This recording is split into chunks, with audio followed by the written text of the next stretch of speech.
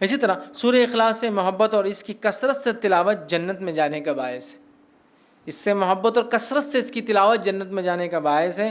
ابو ہریرہ رضی اللہ عنہ فرماتے ہیں رسول اکرم صلی اللہ علیہ وسلم کے ساتھ میں تھا، آپ صلی اللہ علیہ وسلم نے ایک آدمی کو قل هو اللہ احد پڑھتے ہوئے سنا تو آپ صلی اللہ علیہ وسلم نے فرمایا اس کے لیے واجب ہو گئی۔ میں نے عرض کیا کیا واجب ہو گئی؟ تو آپ صلی اللہ علیہ وسلم نے ارشاد فرمایا جنت۔ سورہ اخلاص پڑھا، آپ نے فرمایا اس کے لیے واجب ہو گئی۔ میں نے پوچھا کیا واجب ہو گئی اس کے لیے؟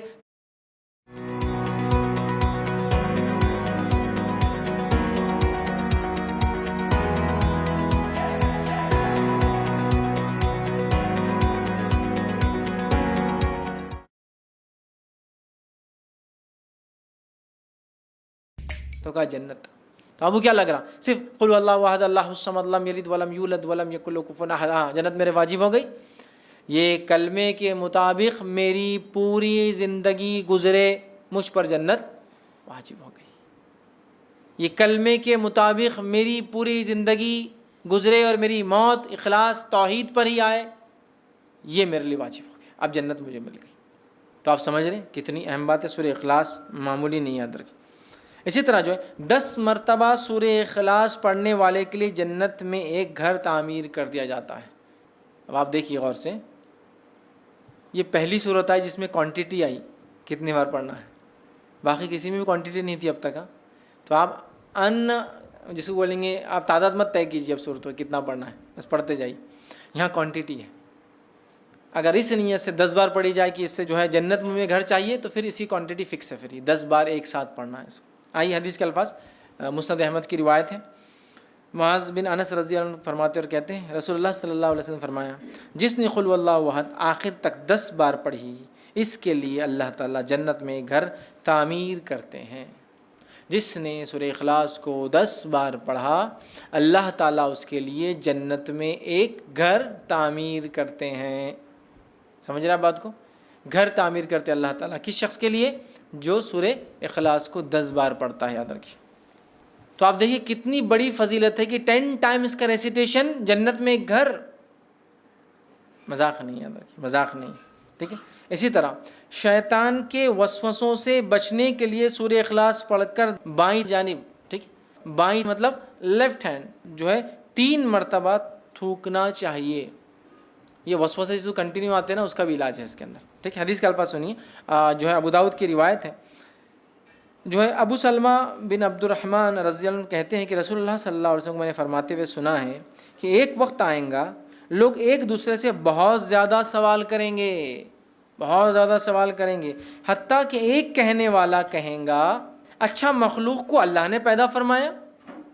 ایک آدمی آگے کیا سوال کریں گا؟ اچھا مخلوق کو اللہ نے پیدا کیا تو وہ اللہ کو کس نے پیدا کیا؟ وہ شک ڈال دیں گا، مخلوق کو اللہ نے پیدا کیا تو اللہ کو کس نے پیدا کیا؟ جب لوگ ایسی باتیں کریں گے تو کہنا، جب لوگ ایسی باتیں کریں گے تمہارے سامنے تو تم کیا کہنا؟ اللہ احد اللہ الصمد لم یلد ولم یولد ولم یکن لہ کفوا احد۔ خطرناک وسوسہ ہے نا، اللہ کو کس نے پیدا کیا، ٹھیک ہے۔ یہ پڑھ لینا، اللہ ایک ہے، اللہ بے نیاز ہے، اس نے کسی کو نہیں پیدا کیا، اس سے کوئی پیدا نہیں ہوا اور اس کا ہمسر اس کے برابر کوئی نہیں ہے۔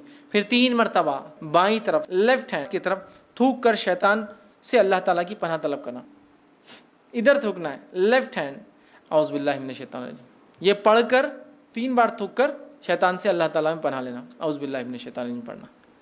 نماز میں وسوسے آئے تو اس کا طریقہ الگ ہے، نماز میں وسوسے ہے اعوذ باللہ من الشیطان الرجیم ادھر تھوکنا ہے لیفٹ ہینڈ، اور اللہ تعالیٰ کی ذات میں وسوسہ ڈال رہا ہے غیر نماز میں تو اللہ احد اللہ الصمد لم یلد ولم یولد ولم یکن لہ کفوا احد ادھر تھوکنا ہے لیفٹ ہینڈ، تو یہ نکل جاتا ہے۔ اب ایک چیز چونکہ میں نے بول دیا ہوں تو اب اس کو کچھ نہ کچھ لاجیکل آپ کو کچھ آنسر دیتا ہوں بات سمجھنے کے لیے۔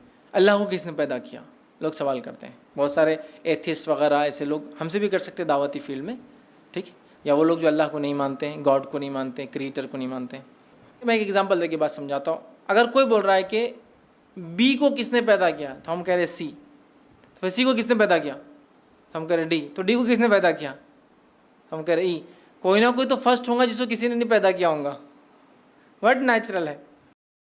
آپ کتنا بھی لمبا جائیے، جانے کے بعد ایک سرٹن پوائنٹ پہ آ کے آپ کو یہ بات تو ماننا پڑیں گی، کوئی ایک تھا جو بغیر بنائے بنا ہے، دیکھیں اللہ کو کس نے پیدا کیا؟ اس کو کسی نے پیدا کیا تو اس کو کس نے پیدا کیا؟ پھر اس کو تو بات تو وہی چاہ کے پھر جو فرسٹ ہے پھر وہی ہوگا، اس کو کس نے پیدا کیا؟ کوشچن تو اینڈ لیس ہے. تو ہم کہہ رہے ہیں جو نہیں پیدا ہوا اللہ ہے، اور جس سے سب کچھ پیدا ہوا وہ اس کی مخلوق ہے. ختم. کوئی بتا بی کو کس نے پیدا کیا؟ تو آپ بول رہے نہیں سی تو ہوں گا نا کوئی، تو میں بول رہا سی کو کس نے پیدا کیا؟ تو آپ ڈی ہوں گا. اچھا ڈی کو کس نے کیا؟ تو ای ہوں گا. تو اینڈ لیس چلتی جا رہی بات. تو کوئی نہ کوئی ایک ہے ذات جس سے ابتدا ہونا چاہیے پورے کائنات کی. لیکن اس بات پہ زیادہ غور و فکر نہیں کرنا چاہیے. میں نے صرف لاجیکل آپ کو ریزننگ کے لیے بات کہا، فکر کرنا نہیں چاہیے. اور ایسے کبھی خیالات آئے تو اللہ میں پناہ مانگنا چاہیے شیطان مردود سے، اعوذ باللہ من الشیطان. اور طریقہ بھی اب ہم کو پتہ چل گیا. یا ایمان کی کمزوری کی جو دعا ہے وہ بھی آپ پڑھ سکتے کسی بھی چیز میں. رضیت باللہ ربا وبالاسلام دینا وبمحمد نبیا. یہ خاص طور سے ایسے سوال کوئی لائے تو آپ نے فرمایا اللہ احد اللہ الصمد لم یلد ولم یولد ولم یکن له کفوا احد، اعوذ باللہ من الشیطان الرجیم. یہ اس کا طریقہ ہے. ختم.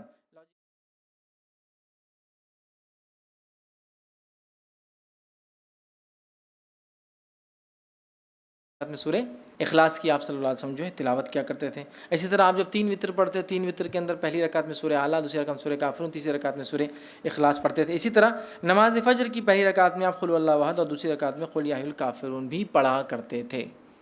شارٹ نماز پڑھتے تھے تو یہ لمبی پڑھے تو سورہ اعلیٰ ہے نا، اور دوسری چیز سورہ جمعہ ہے، سورہ منافقون ہے وہ ہے. بہرحال تو آپ پڑھا کرتے تھے. آئیے آگے بڑھتے